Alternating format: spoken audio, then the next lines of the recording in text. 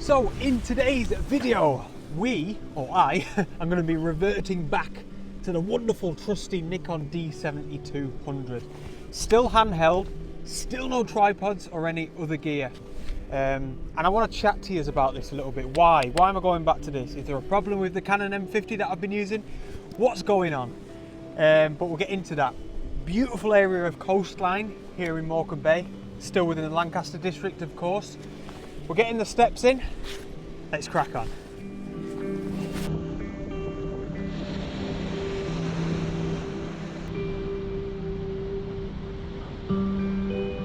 So I'm going to start off the afternoon's photography with a nice simple image looking back over Morecambe Bay. You can see here, particularly here, actually over there as well, we're just getting some really nice breaks in the clouds. It's a really nice moody day. The weather has been so lovely recently, or generically nice, you know. Blue skies, not much wind, and I've actually really missed this if I'm being completely honest. A little bit of mood and a little bit of drama, a bit of wind as well, living the dream. So yeah, I'm going to go for something quite abstract. I don't want any of these rocks down here, just to see a few of the mountains in the background. We're looking back towards Blackcomb, and then of course that gorgeously textured sky, and more importantly the breaks. You can see we've got this beautiful patch of light in the clouds up there. I absolutely love that. So Nikon D7200, of course. A few of you have asked in my last video, why am I shooting using the live view like this? It's just so I can show you guys what I'm doing, how I'm composing, what settings I'm using, etc. If I weren't making these videos, I'd 100% be using the viewfinder. So I hope that makes sense. I'm doing it for yous. So I'm going to focus first of all about 1/3 of the way into the image. There we go, so that's locked in. Same focusing technique as if I was using a tripod. Let's get the exposure meter up on the right hand side here. So that looks fine to me. ISO 100 f11 and 1/20th of a second. I must admit I'd like maybe a little bit of a longer shutter speed here, but I mean you're looking at about 1/4 of a second, half a second, which I'm not comfortable doing without a tripod, not on this camera anyway.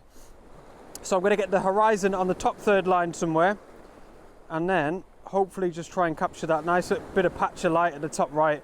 I'll take a few photographs here and probably pick my favourite. Wait for a nice wave. That one looks quite nice actually. So yeah, nice simple image to start off the day. I just like getting one in the can, you know, and then I'm gonna go a little bit further down the coast in this direction. Heysham Cliffs, some beautiful foreground subjects to work with, and obviously talk a little bit more about the Nikon D7200. Let's crack on.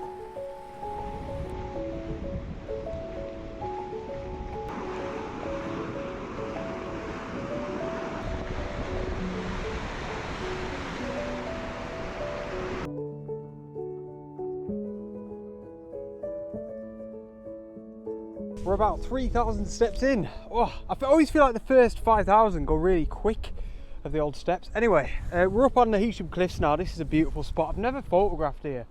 It's probably one of those places that's really local to me that I've always kind of taken for granted, you know. So this is St Patrick's Chapel. Amazing. Apparently it was built about 1,300 years ago. Obviously it's kind of just ruins now. And then rebuilt again 1,000 years ago, which is probably what we're seeing now. Absolutely awesome, and I mean, what a spot for it, looking over Morecambe Bay. These are something that I've always wanted to photograph. If I can show you these here now, have a look at them. Amazing, like old tombs, and I think these may even predate the chapel that was rebuilt 1,000 years ago. I think they would have been covered with these stone slabs, but looking out in that direction, especially this time of year, bearing in mind where the sun sets, it's made for some wonderful photographs with a wide angle, reflections of the water that builds up in the tombs.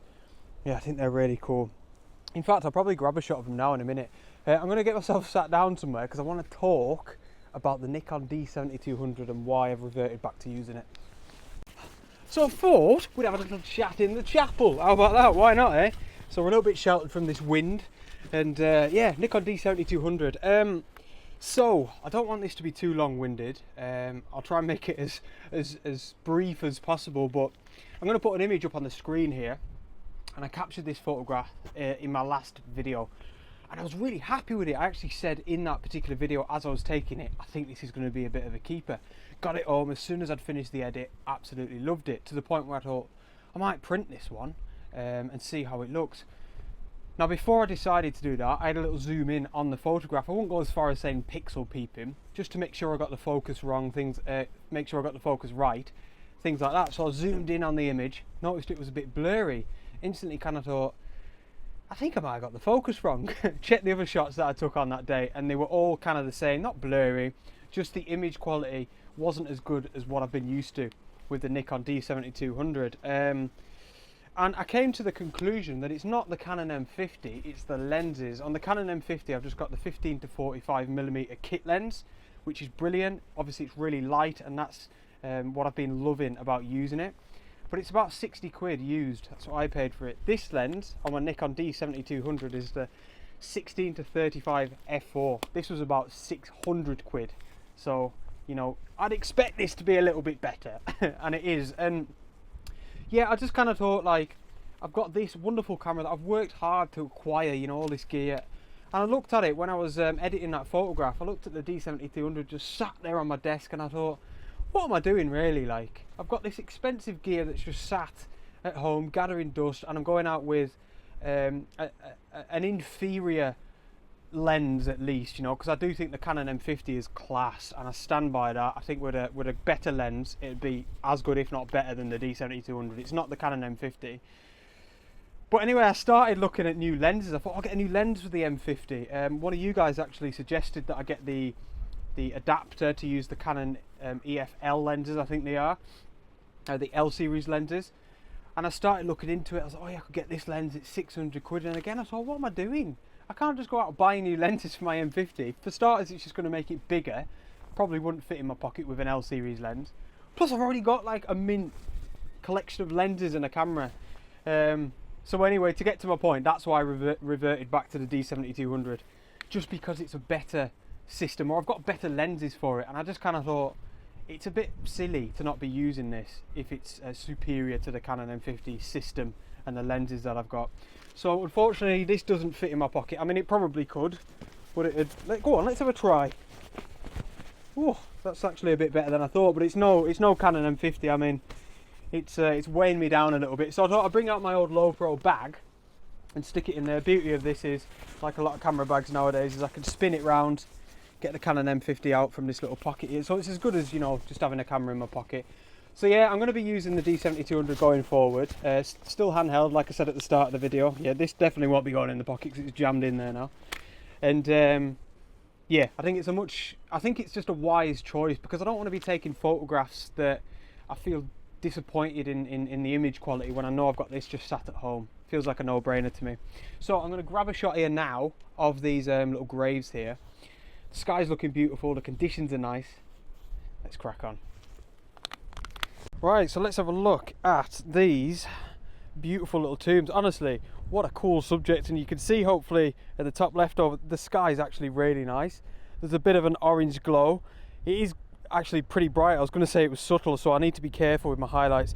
This for me is made for like a sort of wide angle shot. We're looking over what's known as Heysham Barrows here, Heysham Cliffs down there, and of course with the tide in, it's just giving us a little bit of something extra. I am seeing this as a little bit of a recce shot, to be honest, because I do think this would be amazing at sunset when we have light properly. I don't know if you can imagine, like the sun, what are we now? Let's have a look at the time. 3:05. So the sunset's not for another hour. But if you imagine the sun came down there and just spilled loads of nice golden light on these tombs, I think that would be absolutely gorgeous. So I'll definitely return to this one at some stage in the future. So I'm going to go as wide as I possibly can. If I'm being honest, I'd really like my Tokina 11-16 lens and get even wider, just to make sure that I get all of these graves in. I mean, that's not looking too bad, you can see there. So same as my last shot, I'm going to zoom in about 1/3 of the way into the image, get the focus set with the back button focus, and shoot at f11. So we'll get the exposure meter up, we'll get that in the middle. Hi mate, oh, he's having himself a little drink there, look. F11, 1/5 of a second, so I'm going to have to be careful here. That's too slow. Let's go for 1/13 and deliberately underexpose because I do not want to overexpose that sky.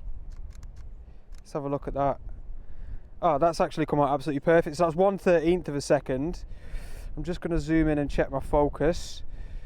And yeah, that's looking fantastic to me. So, decent enough shot. I'm going to go further down these cliffs now, loop the way around. And he's well thirsty, man. A bit further around, see what else we can find. So it's just started raining a little bit now, which is good. I've missed the rain. I genuinely really have. So get a look at this. Beautiful little cove. I love this because Morecambe Bay, or at least where Morecambe actually is, like the town, probably a lot of Heysham, is quite sort of man-made, what with the promenade. Or at least a lot of it feels like that, quite flat. Definitely no cliffs or anything like that. So I've always loved this because it feels like it's got a lot of character. So I think to start with, actually, I'm going to grab a photograph from up here before I get down to where the water is. You can see here we've got a few of these yellow gorse bushes kicking about. Absolutely love them. It's going to add a little bit to the photograph, and I think I just want to do a bit of a classic wide angle shot capturing this cove. So that's going to be quite simple. I don't need to show you that. It's basically going to be like that. I'll show you that image now once I've grabbed it, and then we'll get down to the water's edge there and see if there are any other options for some landscape photography with the Nikon D7200.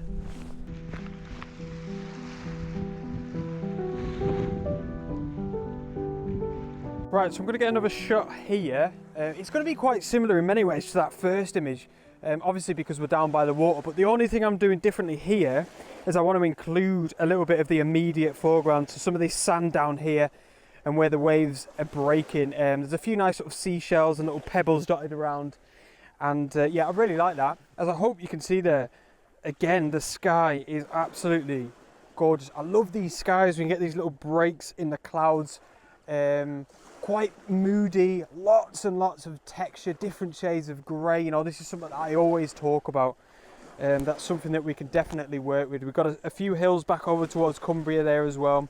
So all in all, you know, we've got a lot of different interesting elements throughout this image.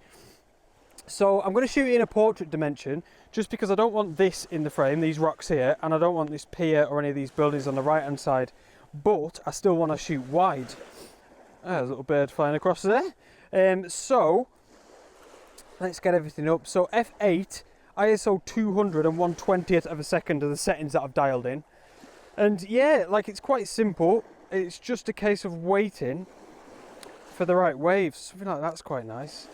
And I'll just talk you through my focus, sorry. I'm focused about 1/3 of the way in, somewhere on the sand. And f8, everything should be absolutely fine, but it's this immediate foreground down here that I really want to make sure is sharp. You know, obviously I'm not too bothered about the hills in the background and the sky. Anything that's down there is really important, so I am being quite pedantic about the focus. And yeah, it's a case of waiting for the wave to either come in that way, I really like the look of that one, or move back outwards. As you see it there, as it starts receding back out, and you get them lines. 1/20th of a second isn't too bad. I would prefer something a bit longer with a tripod. But no, these are going to come out nice. So I've taken several shots. I'll pop up on the screen now whichever one was my favourite. And yeah, let's see what else we can find, guys. This is a cracking little afternoon. So recently a few people have been asking me about the Canon M50, and you know, a lot of people have been saying, oh, I use the Canon M50 as well and I love it. And I want to kind of reiterate or explore, I suppose, the point that I was talking about before a little bit more in depth, in that I'm shooting with the D7200 and I've kind of left the Canon M50 at home. I really want to make sure that you're aware that the reason I've done that isn't because of the Canon M50, it's the lenses. I don't know if I kind of emphasised that enough before. You know, I love the M50 in many ways. In terms of its usage, I'd say I probably prefer it to the D7200. I mean, they're all fairly trivial things, but grouped together, I just, you know, touch screen, it's got like a flip screen would have been ideal for that sort of shooting then when we were shooting right down low, because I could have just angled it upwards in a way that I could see the live view a little bit better, you know. It's got an electronic viewfinder. I prefer that to the optical from my experience. What else? It's got better video capabilities. It's got a live histogram. It's got a proper rule of thirds grid. All these things, you know, I do actually prefer the Canon M50 as a camera, probably. But the Nikon D7200, it's just because I've got really good lenses for it. So I hope that makes sense. You know, it's kind of pointless me leaving these really good, you know, fantastically sharp lenses at home just sitting on my desk and going out with something inferior. It just doesn't make sense to me. So, love the D7200. This is my baby. And thank you guys so much for tuning in. I'm going to go home and get a cup of tea, but another fantastic day of exercise. And yeah, I really hope you enjoyed the video. If you did, as always, please give it a thumbs up if you could spare me a second, and comment down below. I love to hear from you. Thanks again, and I shall see you on the next exercise. Out.